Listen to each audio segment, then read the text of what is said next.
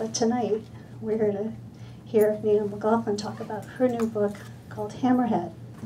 Nina grew up in Massachusetts. She earned her BA in English and Classical Studies from the University of Pennsylvania and then worked for about 8 years at the Boston Phoenix. For those of you who don't know, it's an award-winning alternative newsletter. And when I heard about this book, I was trying to imagine what that life was like, and it's pretty much felt like it would be pretty glamorous, but indeed, for Nina, it meant hours of sitting at a computer, and something wasn't feeling quite right. So she applied for a job as a carpenter, and we'll hear more about the process of the application, I hope. And she was hired, and she learned how work is different when you're working with your hands. And she brings the description of this seismic shift in her life. She brings the work of the carpenter to life in words of a writer. And without further ado, help me welcome Nina.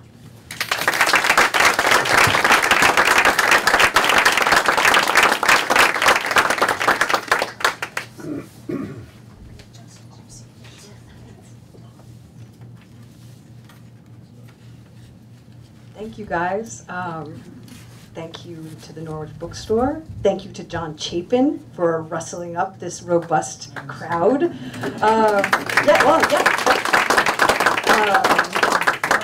Yeah, it's neat to be here.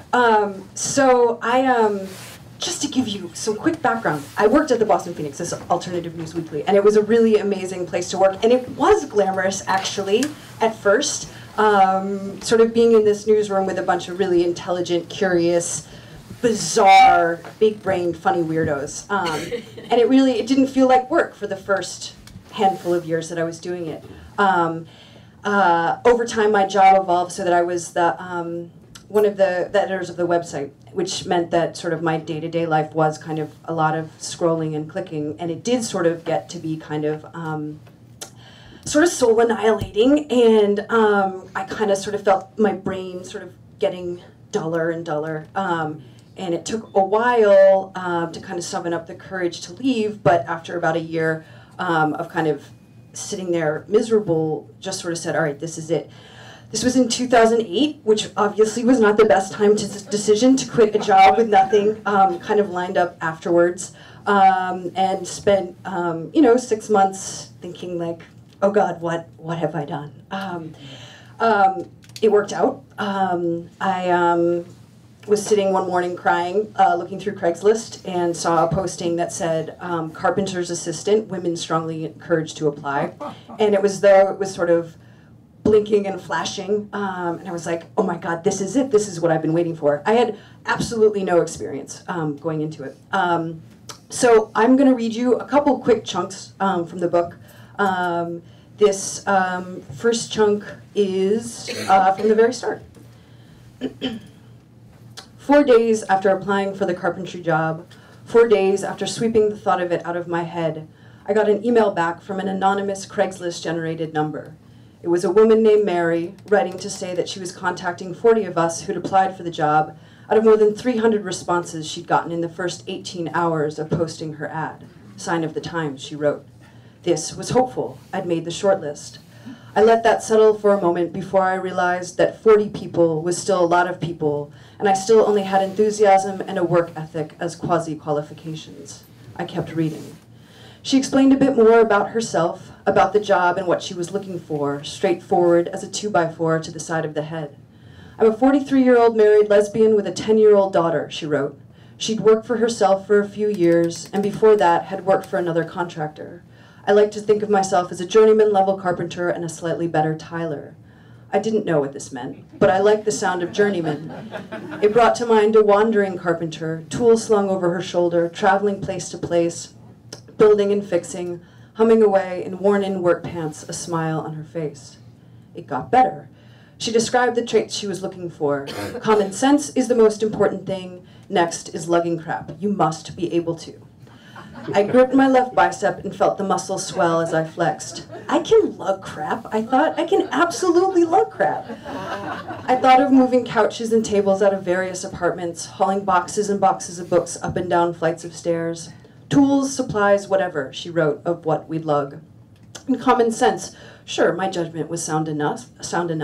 I'm not the most practical-minded, but I'm a good parallel parker. I can follow a recipe. Sometimes I know what I'm going to wear the day before I wear it.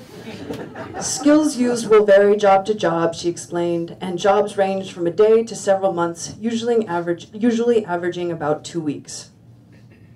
She asked that we explain a bit more about ourselves and why we wanted the job. In my response, I tried to be as direct and honest as she'd been. I'm 30 years old, I wrote. I spent the past bunch of years working at a newspaper. In terms of carpentry, I wrote, I'll be honest, I don't have much experience. That said, I'm strong. Lugging crap is no problem at all. I claimed a good, sensible head on my shoulders and emphasized again how curious I was to learn this stuff. I wrote about the satisfaction of putting together a good sentence, but that something more immediate, more physical, more practical and tangible and had appealed to me and had for some time. This is work I want to learn and do, I wrote. You would have to teach me, but I would learn fast and don't mind doing hard work. I can start immediately. And so I've been doing the carpentry work now for the last 6 years, and still working with my boss, Mary. And throughout the last 6 years, there's sort of been this kind of dual pursuits of writing and carpentry. And I've found that they complement each other in really kind of amazing and beautiful ways. I find that after I've been sort of on a job site for a while, I get kind of itchy to write. And likewise, after I've been at the computer, we'll sort of think like, oh God, get me back to the deck we're building. So this next quick chunk is kind of about the similarities and differences in the two types of work. And as a quick precursor, Gabriel Garcia Marquez, the novelist, in an interview with the Paris Review, said at one time, ultimately, literature is nothing but carpentry. Both are very hard work. With both, you are working with reality, a material just as hard as wood. Marquez admits a few sentences later that he'd never done any carpentry himself. If he had, he'd know that a piece of wood is not the same as words. A wall is real.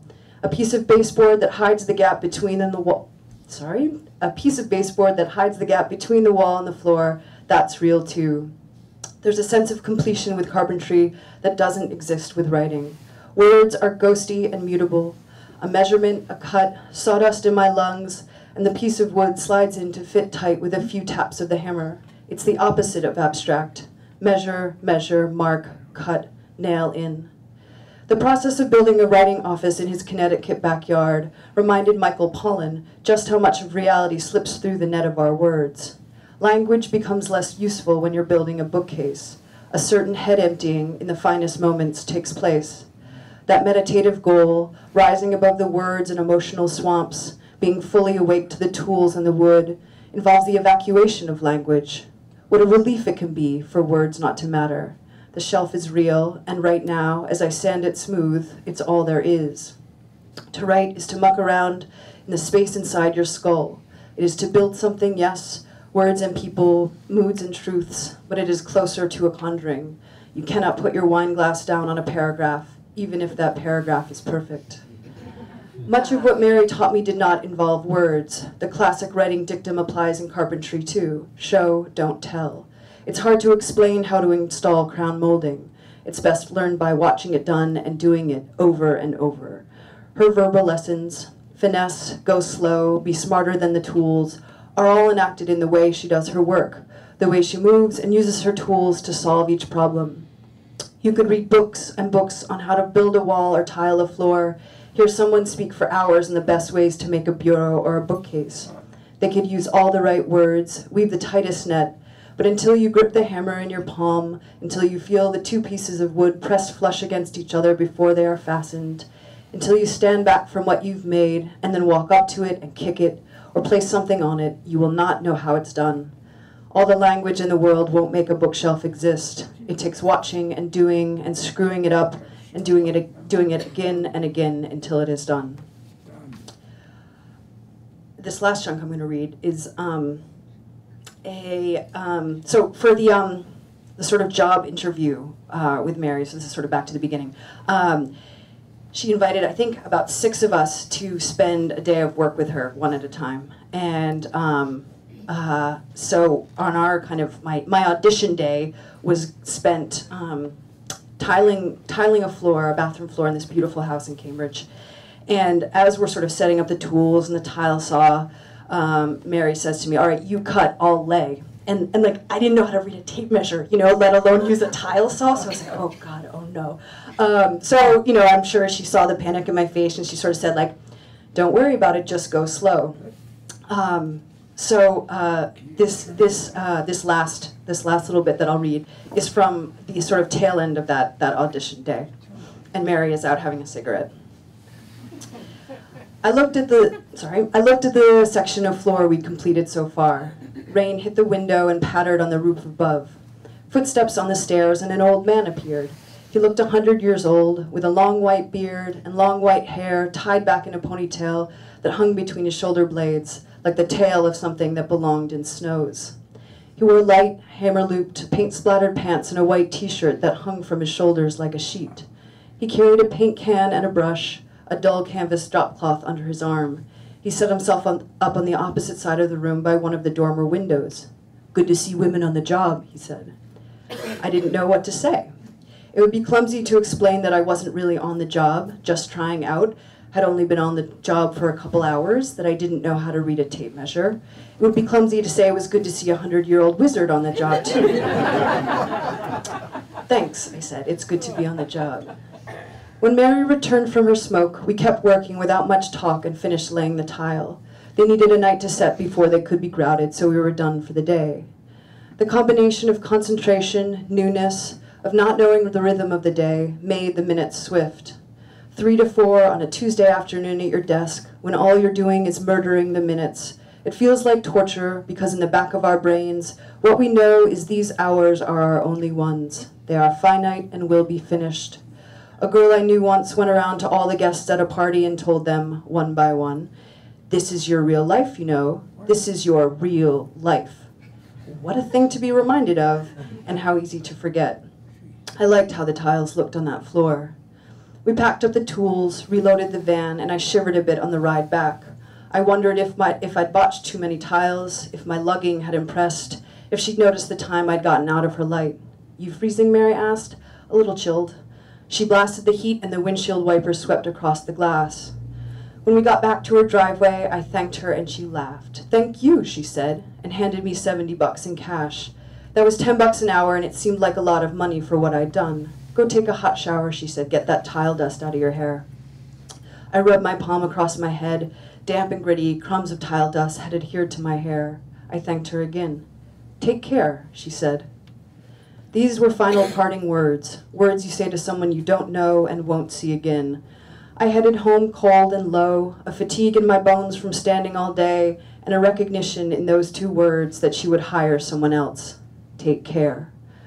I went to bed early and all the bad thoughts returned as the wind picked up and the rain lashed. Regret, work, money, health insurance, loneliness, missed trains, and empty calendars. The next morning, gray but no rain, Mary called. She told me the job was mine if I wanted it. I told her that I did. Thanks.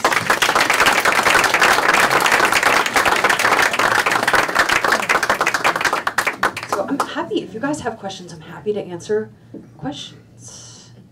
Yes. Did anybody ever say to you, measure once, cut twice? Yes, yes, often, yes. Those words matter. Yeah, they do, absolutely they do. I certainly know that, yes. So when you started the work, did you automatically think, oh, there might be a book in this and kept heavy, good, no? No, definitely not. I mean, no. I'd sort of kind of secretly always wanted to do fiction and was kind of, that's the writing I was kind of working on when I wasn't doing journalism. And, you know, when I first started, like, the only way I knew how to learn from journalism and from college and was to take notes, you know? So I was sort of, as I was learning all this new stuff on the job, was sort of scribbling down notes. And I think Mary was just like, what are you doing? You know, I'm like, here's how to use a saw, you know, as quick as I could, and sort of on bathroom breaks and stuff. And so I was finding sort of, as I was writing down less and sort of concentrating more on doing the work, was kind of taking down notes like about the people we were working for and just the sort of funny, weird situations that we were in. So I had from the start loads and loads of sort of of material that had accumulated. But the book itself came about. An editor, it turned out, was interested in the story, so it sort of came around backwards, and very luckily. For us too. Oh, that's nice. Thanks. Yeah. What was your writing process? Writing process. So I mean, the rhythm of the year with carpentry is that sort of between just before Thanksgiving through to a little after New Year's, work slows down almost to a stop, and in fact, oftentimes will go a little bit longer. So the winters are when I'm really in writing mode. I mostly in my journalism life write about books and authors, and so I've read a lot of books, and I sort of thought like, oh, I'll sort of have this kind of intuitive sense of how to sort of shape a book. I didn't at all, and it took many drafts to sort of figure out how to do it. And I mean, what specific process? Like, I work in the morning. In big chunks and little chunks. It was the book. The book was a different thing for me because you had to think both small and large at the same time. There was this total story and also the kind of like individual sentences that make it up. I get kind of like excited on the sentence level and kind of lose track of the plot. So that took a while to figure out. But yeah, I think I work very slowly and on kind of a sentence by sentence level. Yeah, way in the back there. So why do you think you got hired? Great question. Why did I get hired? Differentiated you other than you can lug crap. Yeah, I mean, I think that was it. Mary eventually, she sort of told me like the other women that she interviewed, one was texting all day, one couldn't lift more than 15 pounds. One lived too far to kind of make it convenient. So like part of it was, I think, process of elimination. She did eventually sort of admit, like, she was like, you seem like you had a good head on your shoulders. And I think for me, it was like, when I met Mary, it was one of those people who you feel kind of that instant connection to, and felt like immediately at ease. And I hope, I think maybe she sensed that too, because it is like, it's just the two of us working together really long hours. So I think that was probably part of it. I hope for her too. Yes. Your book is about working with the hands. Do you write differently in longhand from the way you do with the keyboard? Great question. Really interesting question. Can you repeat the question? Oh, sure, of course. The question was, the book is about working with my hands. Do I write differently longhand than how I write at the computer? Yes. The answer is yes. I usually start with notes. I start with a pencil on graph paper, and that gets like the sort of loose thoughts and the creative stuff is always in pencil for me, and then it's the typing is the kind of like grind and work of it. This is a little, I have beautiful handwriting and feel very proud of my handwriting, so it's... Do you print out your first draft and then rework it by hand? No, but I did retype every single draft from the start. And so it's, mostly it's, there's piles and stacks of paper. I figured that was a way for each sentence to sort of make an argument for itself to be there if I was going to be typing it 200 times. Yes. Do you and Mary do just carpentry, or do you do design work also? It's a little bit of both, depending on the project. Oh, sorry, to repeat the question. Do we do just carpentry or design work as well? And again, it sort of depends on the project. Sometimes we work with architects. Sometimes we have sort of an active and creative client. And sometimes we're sort of the ones sort of guiding the show. So it totally depends. What's your locus in terms of where you'll travel? Yep, the location, the question was about where we travel to. So I live in Cambridge, Massachusetts. Mary, my boss, lives in Somerville, the town next door.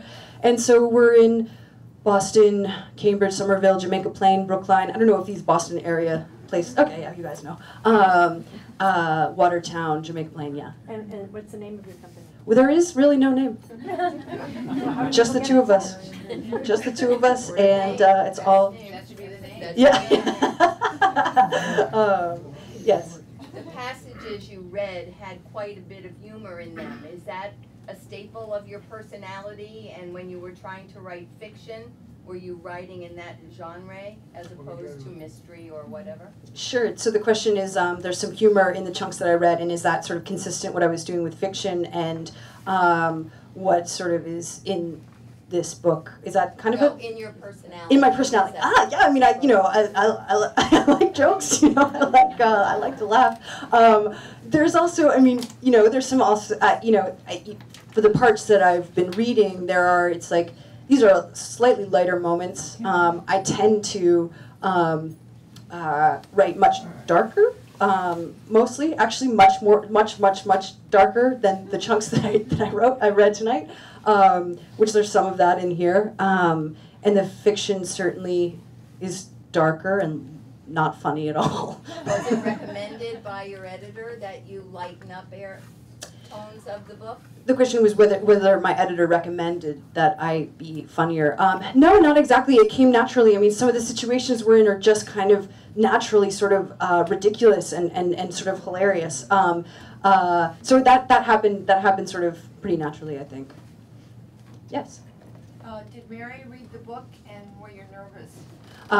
The question was, did Mary read the book and was I nervous? I was extremely nervous. So yeah, oh God, yes, extremely nervous. So she got her hands on a copy kind of before basically someone found one of the galley copies, which is the paperback that comes out for reviewers and bookstores and stuff, and someone had gotten a hold of it and gave it to her. And so she, let me know that she had the book, and I was like, oh God, oh no. And because it's a lot about her, I mean, it's a lot about Mary. And she's a very, she's shy and unassuming, and I think, was kind of baffled by what this whole project was. And so I knew that she had it and was just like dying of just like embarrassment and humiliation and just like, oh God, what is this going to be? And she sent me a text and she said, I'd call you, but I'd probably be crying. Thank you so much. Yeah, God, thank God. And like Mary's not a crier, so it was just like, she throughout the whole thing has been so hugely like relaxed and supportive. I think I was really nervous that once the project started, that it would kind of shift our dynamic day to day, that like knowing that this was like, this might be material was going to sort of alter how we interacted, and it didn't for a second at all, which is credit completely to her. Yes. Have you and Mary become more partners in terms of business, or is this you still work for her? I definitely still work for her, which the question, was are Mary and I sort of more partners in business, or do I still work for her? So I still work for her. The stuff, the sort of contractor stuff that she does, pricing out jobs and making the bids and paying everyone, the electricians and plumbers and stuff. These are things I'm less interested in. I like kind of showing up and just doing the work. And I think, it's the same for her too. She hates that stuff, the administrative stuff too. Yeah, she's definitely still my boss for sure. Definitely. Yep. As a beginner at this, you must have screwed something up. Tell us about one. Oh God, one. The question was, as a beginner, I must have screwed up. Yeah, I screw up all the time, still to this day. It's like one of the things that Mary sort of taught me. Like one of the main things about carpentry is learning how to correct for mistakes, either ones that you've made or ones that sort of existed before you got to the job. Gosh, how many mistakes? Let's see. About 2 weeks ago, I had sort of taken a little bit of a break for some of this book tour stuff, and it was one of my first days back. It had been 2 weeks or so away from the work, but that's sort of enough time to get a little, your muscles go away a little bit. You kind of forget to sort of pay attention all the time. And we were framing a wall, and so the first kind of the number one piece I put up, which all the other studs were attached to, was off by 3.5 inches, which I realized at the end of the wall. And it was one of those moments of just like, oh God, oh no. And so, Mary and I just kind of looked at each other, and she handed me the cat's paw, which is like the nail remover, and I started. Fortunately, I didn't have to dismantle all of them, but took a sledgehammer and just kind of knocked it into place. So that was a recent example of a mistake. There are many. They happen all the time. Yes. What was your most satisfying job? Most satisfying job. There was an 800 square foot deck that we built last summer for an Audubon, Mass Audubon property, sort of this beautiful nature sanctuary. And it was just, I mean, it was massive, it was incredible, beautifully designed. Part of it was working outside in this sort of beautiful natural area by this pond. It was made of, the decking was black locust, was milled from Western Mass, and this is a neat fact, if you shine a black light on black locust, it glows in the dark. So everything about this project was pretty amazing. I think one of the things about it too was that a lot of the projects that we do are in people's homes, and so we, you know, work there for a week, 6 weeks, and never see it again. And this is a place that I, you know, can go back to any time and sort of stomp on and look at, which has been really cool. How did you like working with black locust? The question was, how did I like working with black locust? I guess there's a big debate of whether to let it dry or to work with it wet. And so we were working, I mean, it had been milled, you know, like 4 days before we started kind of screwing it in. I actually loved it. The other decking material that we often use is Brazilian walnut, or ipe. And that is much sort of, that's extremely dense wood that requires, you know, pre-drilling for every screw. So the black locust was a little bit more manageable. No pre-drilling. Yep. So this question was about what you just said. One thing with writing, after you write, you can look at it again because it's written. You say, oh, I love that sentence, I'm gonna go back and read that again. But with carpentry, if it's in somebody's house, you can't go back and see it again, usually. Does that make you a little sad, or how do you feel about that? Yeah, it's a good question. So the question was, you know, with writing, I can go back and look at the sentences here, or you know, and sort of reappreciate them. Whereas if I'm working at someone's home, you sort of can't go in and check it out again. It does make me a little bit sad, you know, particularly the projects that are more satisfying and I feel prouder of. It's, you know, I think, again, the sort of distinction between the two, like, I'll finish a piece of writing and I'll have, you know, one moment of thinking, like, genius, you know, and then I will not feel that anymore at all.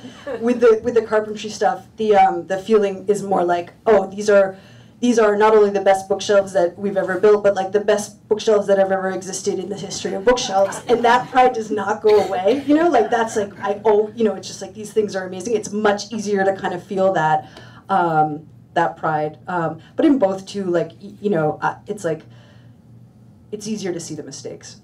But yeah, so it is, like, there are some kitchens that I would love to go visit of people that we've done, for sure. Yes. So we live here in the shadow of an Ivy League institution like you do in Boston, and several in Boston. The kids here tend to be sort of focused on a particular path, similar to the one that you probably took as a young person. So how do you, when you're talking to kids, how do you get them, or do you encourage them to sort of open their mind about what might be their path, what might be most satisfying to them, so that your story isn't so unique? That's a neat question. So it's sort of, how do I talk to young people about kind of choosing paths, and how to sort of, I don't know, if once you're locked into something, maybe think that there's some other options. Yeah, I mean, you know,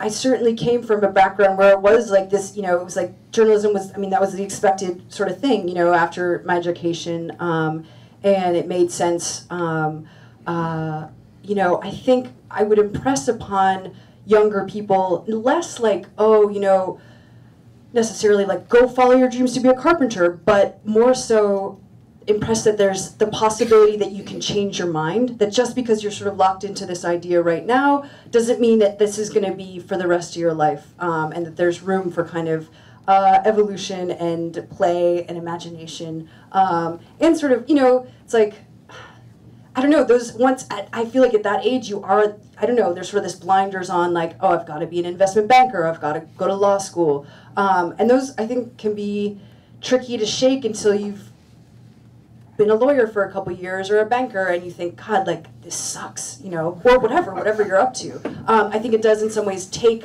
the doing of that and then kind of being able to sort of say, like, all right, this isn't satisfying the way that I want it to. Yeah. How did the book come about as far as the editor and the... Sure. The question is, how did the book come about? So I had written a book review for an online place, and it was a book called Fire Season by a guy named Philip Connors about, he was a journalist for the Wall Street Journal and left his job to be a fire lookout in New Mexico. It's a beautiful book. He's a great writer.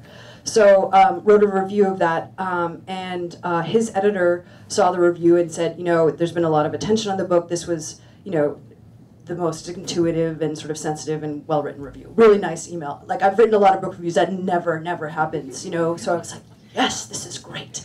So I wrote him back, and this was sort of this was, I don't know, 2.5 or 3 years into the carpentry work. I wrote him back. I had been keeping a blog about the carpentry work, and all my emails have a little link to it. So I wrote him back with my thanks, and I think he dipped into the blog, because he wrote back and said, you know, something about bookshelves, and said, if you're ever thinking about writing a book, please let me know. So that was the best email I've ever gotten in my life, and it went from there. Great.